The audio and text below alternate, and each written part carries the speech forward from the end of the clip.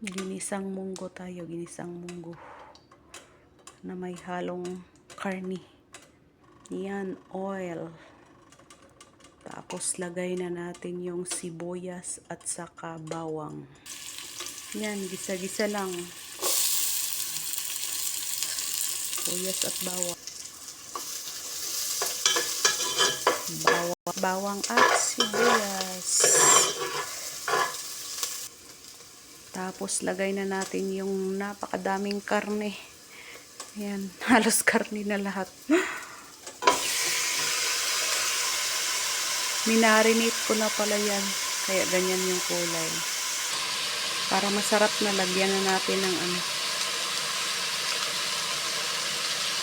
condiments.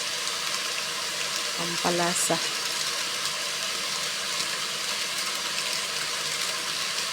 Lalong sumasarap yung karne. Halo-halo lang, ihalo.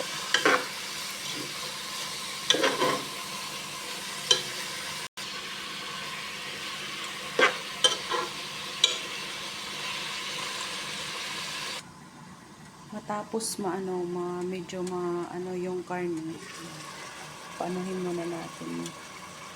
Medyo tender na siya.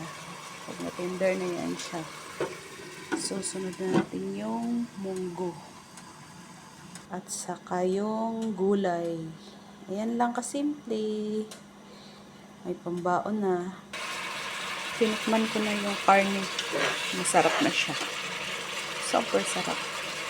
Palalambutin ko natin konti. Ngayon, ihalo na natin itong munggo. Sasabawan natin to ng medyo madami-dami kasi mahilig ako sa sabaw. Ayan, nahalo ko na ang munggo. Titimplahan ko na lang to ng asin. Tsaka yung pampalasa. Ayan. Ayan, pakukuluin lang natin ng konti. Tapos ilagay natin yung gulay. Tapos, may pambaon na for 1 week. Yay! Thank you, Lord. Ayan, kumulo na po. Tapos, ilagay na natin yung gulay.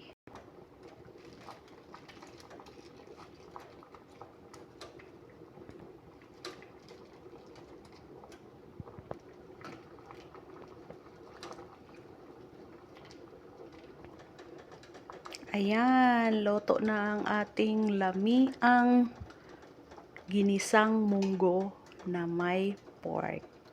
Bye! Thank you for watching!